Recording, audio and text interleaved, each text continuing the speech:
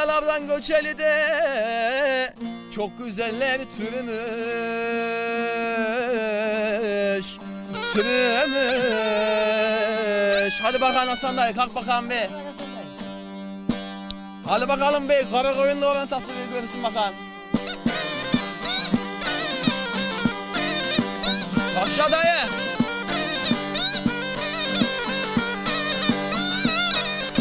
Varol. Bir sağ bir sol.